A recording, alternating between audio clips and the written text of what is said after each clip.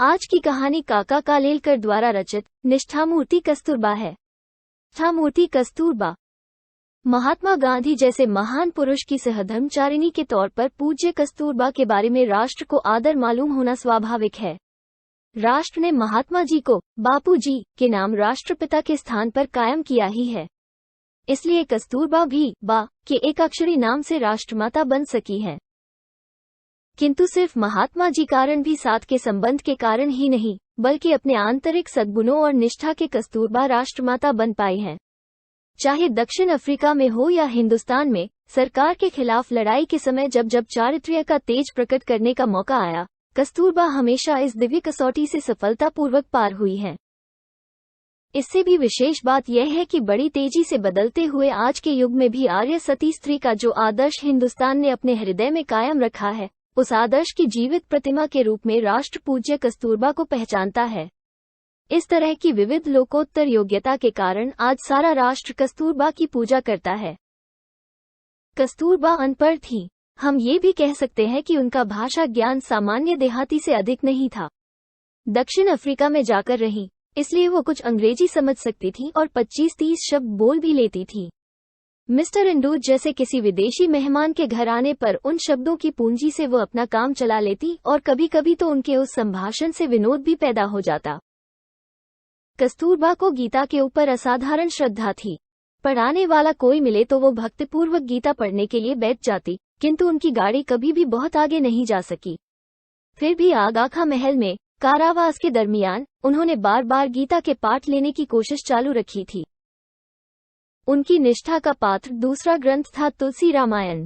बड़ी मुश्किल से दोपहर के समय उनको आधे घंटे की जो फुर्सत मिलती थी, उसमें वो बड़े अक्षरों में छपी तुलसी रामायण के दोहे चश्मा चढ़ाकर पढ़ने बैठती थी। उनका ये चित्र देखकर हमें बड़ा मजा आता।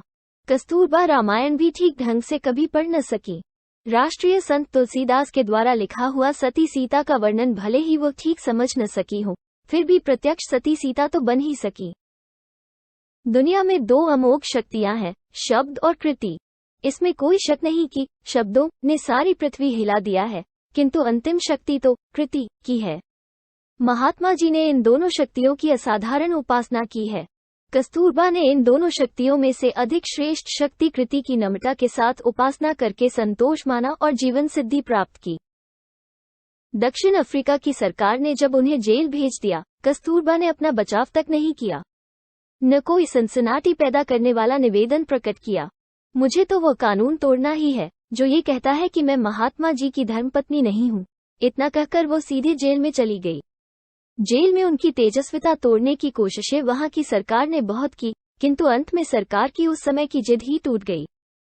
डॉक्टर ने जब उन्हें धर्म विरुद्ध खुराक लेने की बात कही, तब भी उन्होंने धर्मनिष्ठा पर कोई व्याख्यान नहीं दिया।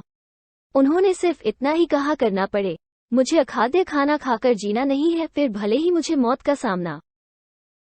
कस्तूरबा की कसौटी केवल सरकार ने ही की हो, ऐसी बात नहीं है। खुद महात्मा जी ने भी कई बार उनसे कठोर और मर्मस्पर्शी बातें कही, तब भी उन्होंने हार कबूल नहीं की। पति का अनुसरण करना ही सती का कर्तव्य है। ऐसी उनकी निष्ठा होने के कारण मन में किसी भी प्रकार का संदेह लाए बिना वो धर्म के मामलों में पति का अनुसरण करती रही। कस्तूरबा के प्रथम दर्शन मुझे शांति निकेतन में हुए। सन 1915 के प्रारंभ में जब महात्मा जी वहां पधारे, तब स्वागत का समारंभ पूरा होते ही सब लोगों ने सोने की तैयारियां की। आंगन के बीच एक चबूतरा था। महात्मा जी ने कहा, हम दोनों यहीं सोएंगे। अगल बगल में बिस्तरे बिछाकर बापू और बा सो गए और हम सब लोग आंगन में आसपास अपने बिस्तरे बिछाकर सो गए। उस दिन मुझे लगा मानो हमें आध्यात्मिक माँ बाप मिल गए हैं। उनके आखिरी दर्शन मुझे उस समय हुए जब वो बिरला हाउस में गिरफ्तार की गई। महात्मा जी को गिरफ्तार करने के बाद सरकार की ओर से कस्तूरबा को कहा गया, अगर आपकी इच्छा हो तो आप भी साथ में चल सकती हैं। बा बोली, अगर मुझे गिरफ्तार करें तो मैं आऊंगी, वरना आने की मेरी तैयारी नहीं है। महात्मा जी जिस सभा में बोलने वाले थे, उस सभा में जाने का उन्होंने निश्चय किया था। पति के गिरफ्तार होने के बाद उनका काम आगे चलाने की जिम्मेदारी बा ने कई बार उठाई है। शाम के समय जब वो व्याख्यान के लिए निकल पड़ी, सरकारी अमलदारों ने आकर उनसे कहा, माताजी, सरकार का कहना है कि आप घर पर ही रहें, सभा में जाने का कष्ट न उठाएं। बा ने उस समय उन्हें न देश सेवा का महत्व समझाया और न उन्होंने उन्हें देशद्रोह करने वाले तुम कुत्ते हो कहकर उनकी निर्भत्सना ही की। उन्होंने एक ही वाक्य में सरकार की सूचना का जवाब दिया, सभा में जाने का मेरा निश्चय पक्का है, मैं जाऊंगी ही। आगा खां महल में खाने पीने की कोई तकलीफ नहीं थी। हवा की दृष्टि से भी स्थान अच्छा था। महात्मा जी का सहवास भी था, किंतु कस्तूरबा के लिए यह विचार ही असह्य हुआ कि मैं कैद में हूँ। उन्होंने कई बार, मुझे यहाँ का वैभव कतई नहीं चाहिए, मुझे तो सेवाग्राम की कुटिया ही पसंद है। सरकार ने उनके शरीर कहा को कैद रखा, किंतु उनकी आत्मा को वो कैद सहन नहीं हुई। जिस प्रकार पिंजरे का पक्षी प्राणों का त्याग करके बंधन मुक्त हो जाता है, उसी प्रकार कस्तूरबा ने सरकार की कैद में अपना शरीर छोड़ा और वो स्वतंत्र हुई। उनके इस मूक किंतु तेजस्वी बलिदान के कारण अंग्रेजी साम्राज्य की नींव ढीली हुई और हिंदुस्तान पर उनकी हुकूमत कमजोर हुई। कस्तूरबा ने अपनी कृतिनिष्ठा के द्वारा ये दिखा दिया कि शुद्ध और रोचक साहित्य के पहाड़ों की अपेक्षा कृति का एक कण अधिक मूल्यवान और आबदार होता है। शब्द शास्त्र में जो लोग निपुण होते हैं, उनको कर्तव्य अकर्तव्य की हमेशा ही विचिकित्सा करनी पड़ती है। कृतिनिष्ठ लोगों को ऐसी दुविधा कभी परेशान नहीं कर पाती। कस्तूरबा के सामने उनका कर्तव्य किसी दिए के समान स्पष्ट था। कभी कोई चर्चा शुरू हो जाती, तब मुझसे यही होगा और यह नहीं होगा, इन दो वाक्यों में ही वो अपना फैसला सुना देती। आश्रम में कस्तूरबा हम लोगों के लिए माँ के समान थी। सत्याग्रह आश्रम यानी तत्वनिष्ठ महात्मा जी की संस्था थी। उग्रशासक मगनलाल भाई उसे चलाते थे। ऐसे स्थान पर अगर वात्सल्य की आर्द्रता हमें मिलती थी तो वो कस्तूरबा से ही। कई बार बा आश्रम के नियमों को ताक पर रख देती। आश्रम के बच्चों को जब भूख लगती थी तब उनकी बात बा ही सुनती थी। नियमनिष्ठ लोगों ने बा के खिलाफ कई बार शिकायतें करके देखी, किंतु महात्मा जी को अंत में हार खाकर निर्णय देना पड़ा कि अपने नियम बा को लागू नहीं होते।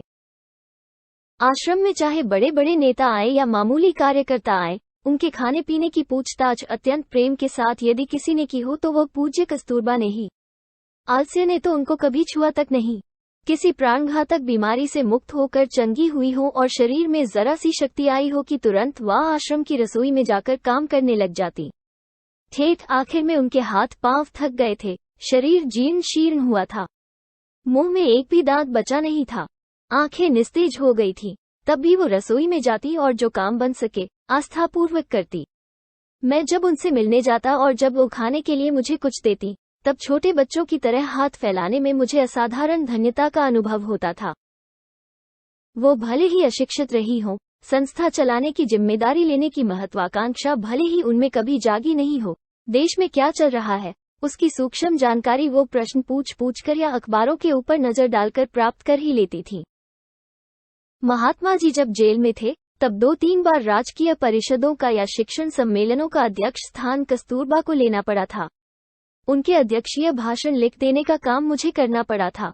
मैंने उनसे कहा, मैं अपनी ओर से एक भी दलील भाषण में नहीं लाऊंगा, आप जो बतावेगी मैं ठीक भाषा में लिख दूंगा। हाँ ना कहकर वो अपने भाषण की दलीलें मुझे बता देती। उस समय उनकी वो शक्ति देखकर मैं चकित हो जाता था। अध्यक्षीय भाषण किसी से लिखवा लेना आसान है, लेकिन परिषद जब समाप्त होती है तब उसका उपसंहार करना हर एक को अपनी प्रत्युत्पन्नति से करना पड़ता है। जब कस्तूरबा ने उपसंहार के भाषण किए, उनकी भाषा बहुत ही आसान रहती थी, किंतु उपसंहार परिपूर्ण सिद्ध होता था। उनके इन भाषणों में परिस्थिति की समझ, भाषा की सावधानी और खानदानी की महत्ता आदि गुण उत्कृष्टता से दिखाई देते थे। आज के जमाने में स्त्री जीवन संबंध के हमारे आदर्श हमने काफी बदल लिए हैं। आज कोई स्त्री अगर कस्तूरबा की तरह अशिक्षित रहे और किसी तरह महत्वाकांक्षा का उदय उसमें न दिखाई दे तो हम उसका जीवन यशस्वी या कृतार्थ नहीं कहेंगे।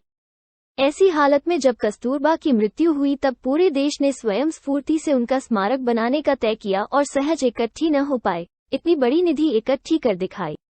इस पर से यह सिद्ध होता है कि हमारा प्राचीन तेजस्वी आदर्श अब देशमान्य है। हमारी संस्कृति की जड़ें आज भी काफी मजबूत हैं। ये सब श्रेष्ठता या महत्ता कस्तूरबा में कहाँ से आई? उनकी जीवन साधना किस प्रकार की थी? शिक्षण के द्वारा उन्होंने बाहर से कुछ नहीं लिया था।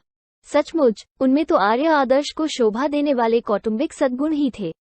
असाधारण मौका मिलते ही और उतनी ही असाधारण कसौटी आ पड़ते ही उन्होंने स्वभावसिद्ध कौटुंबिक सद्गुण व्यापक किए और उनके जोरों पर हर समय जीवन सिद्धि हासिल की, सूक्ष्म प्रमाण में या छोटे पैमाने पर। जो शुद्ध साधना की जाती है उसका तेज इतना लोकोत्तरी होता है कि चाहे कितना ही बड़ा प्रसंग आ पड़े या व्यापक प्रमाण में कसौटी हो, चारित्र्यवान मनुष्य को अपनी शक्ति का सिर्फ गुणाकार ही करने का होता है। सती कस्तूरबा सिर्फ अपने संस्कार बल के कारण पातिव्रत्य को, कुटुंब वत्सलता को और तेजस्विता को चिपकाए रही और उसी के जोरों महात्मा जी के महात्म्य के बराबरी में आ सकी। आज हिंदू, मुस्लिम, पारसी, सिख, बौद्ध, ईसाई आदि अनेक धर्मी लोगों का यह विशाल देश अत्यंत निष्ठा के साथ कस्तूरबा की पूजा करता है और स्वातंत्र्य के पूर्व की शिवरात्रि के दिन उनका स्मरण करके सब लोग अपनी अपनी तेजस्विता को अधिक तेजस्वी बनाते हैं। काका कालेलकर।